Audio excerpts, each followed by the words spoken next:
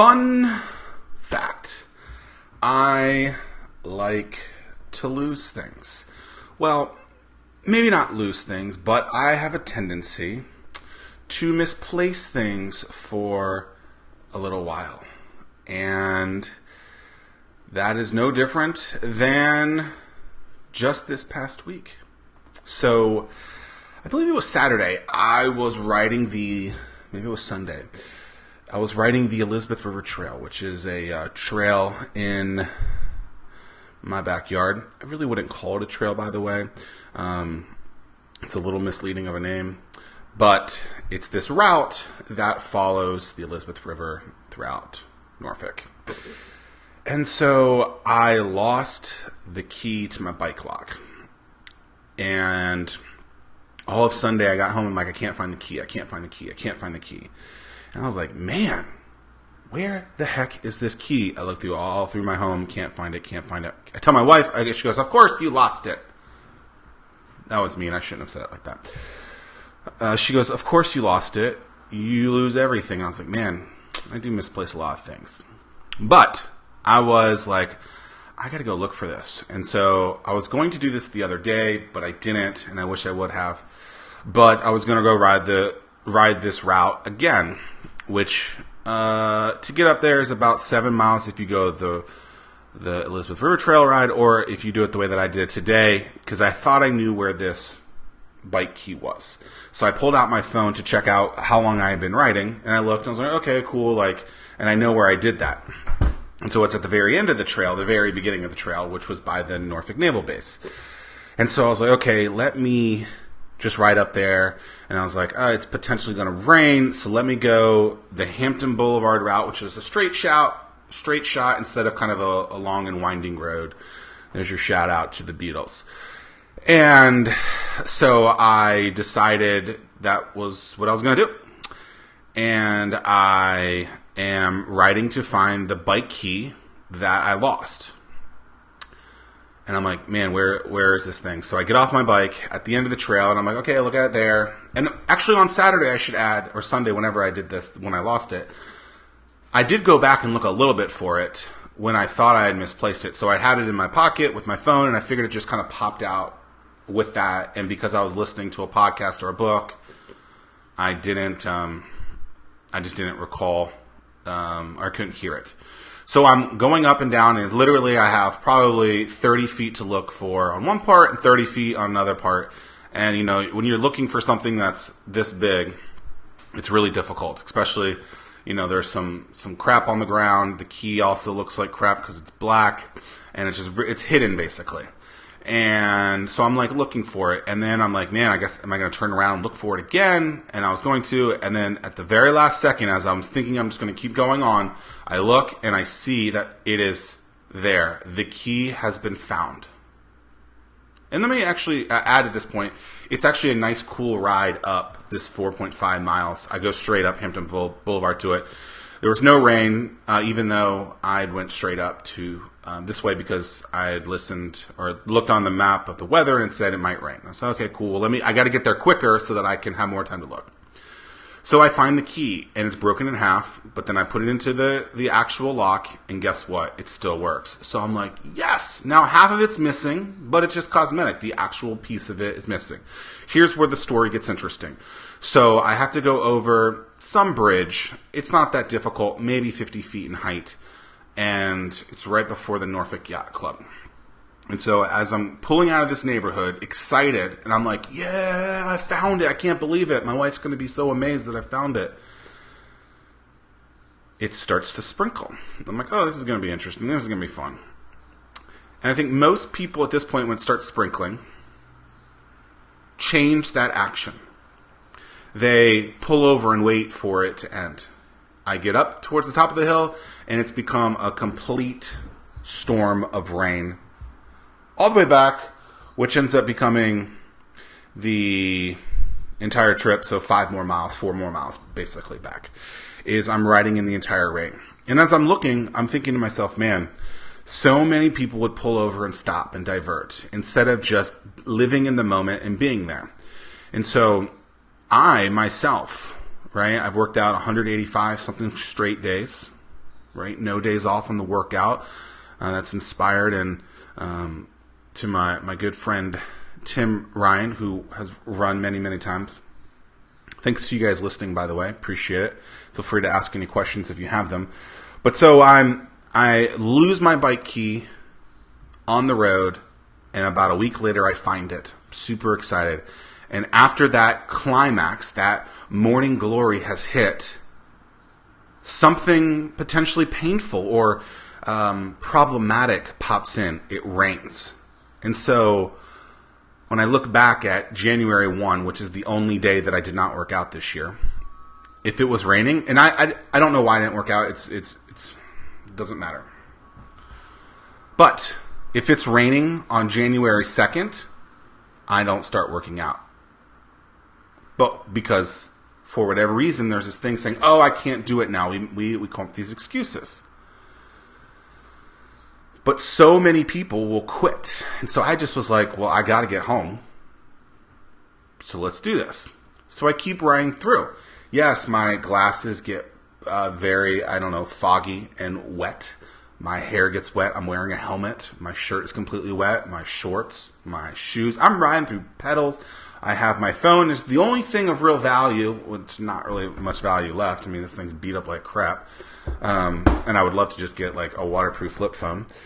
But I don't want to type like this. Or 1, 2, 3 to get a letter. But as I look at it, I have my waterproof iPod, so I wasn't worried about that. So many people will just quit.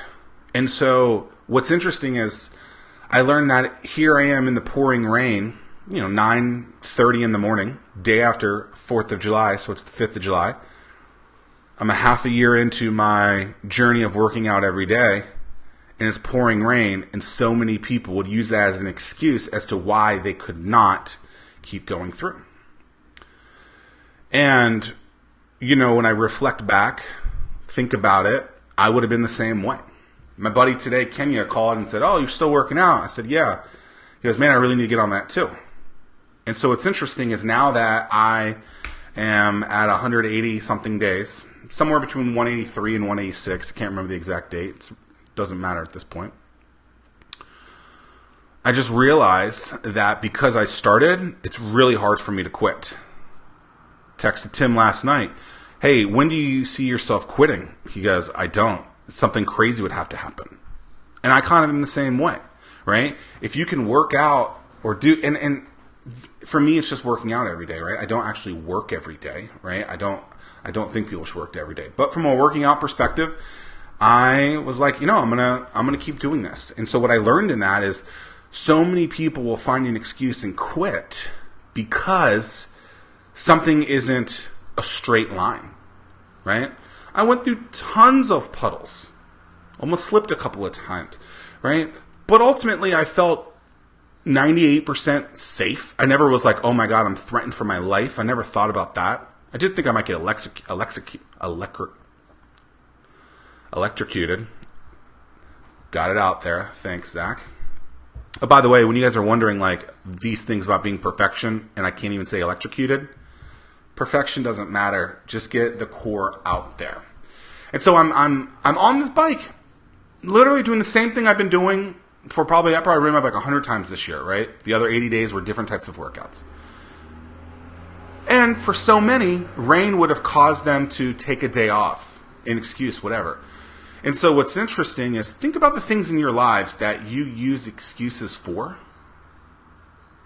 And how if you do this whole no days off mindset in whatever it is, how powerful that can be for you. And I'm not trying to get all motivational or anything, but as someone who loves days off, it's so amazing how a 40-minute ride, in 20 minutes of it were, a disaster to most people. How for me, it's just like, whatever, like get through it. And so today, I posted this yesterday or a few days ago, today is the best day to get started. And what I recommend is do it today. And then get up and do it tomorrow and the next day and the next day. Doing it that first time is what's most important. A habit is something that so many people try to get into, but they can't get started. And getting started is what is so important. And in my case specifically, it rained.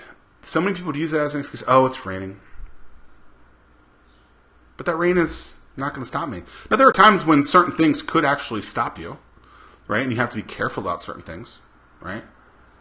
But most of the time, what do they say? It's a thing between the ears. It's our mind that gets in our way. And in this case, I didn't let it. And I'm not going to let it. And I recommend that most of you guys that are listening and are wanting to start something or don't know how to start something, but you really want this activity to happen, you want to be more involved in something, working out, business, relationship, whatever it might be, being more in the moment, just start. I'm your evidence, right? I went and got, after high school, fluctuate up and down a lot weight. Now have so many people, like so many people just was overweight for a while, still overweight. But I'm trying to, make changes to fix that. And, as I go through this journey, so many excuses can come up. And it's what's amazing to me is, yes, I've worked out every day. But here's some crazy stats that are really, really interesting to me. Number one is I've read far more books than I have probably read in the last 10 years, right? Far more podcasts. I'm educating myself so much more when I'm doing this. I'm even happier, right? Obviously, I feel better, look better. Hey, all these things. But once you get started, you don't want to quit. And you start looking at yourself and go, I can't do that. So, what is the thing that you want to change? What is the thing that you want to make different in your life? Whatever it is, if you can pick up the phone and make that, pick up the phone and change it. If you need to work out, go for a walk. Run a little bit. Do some push-ups. Business. Email someone that you want as your client and just say, hey, at the end of the day, the thing between our ears, this mind, is what gets in our way. And I love that so much. It's so powerful. So understand that the rain is just a little detour, but you can do whatever you want because you can control it. One other thing.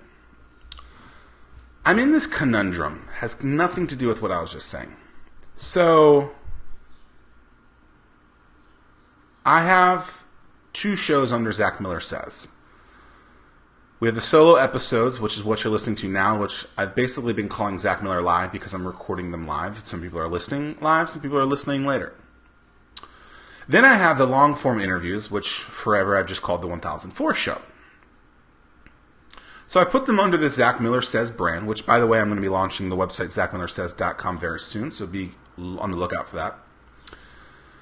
And I'm in this conundrum because basically each show is around the same amount of episodes. 1004 Show has about 114. Zack Miller Live, this is 102, I believe. So I'm sitting here going, what if I just connected those two and started at like 216? Like today is episode 216. Technically, that's not misleading. Yeah, we're going to be jumping 100 on each. But if we connected them together, I would then have 200-something plus episodes instead of just 100 of each. So I don't know that it's really that, big of a deal. But I think I'm just going to combine them together, and then some will be solo. And you'll know when they're solo because the solo ones are shorter. They don't have a guest name in them.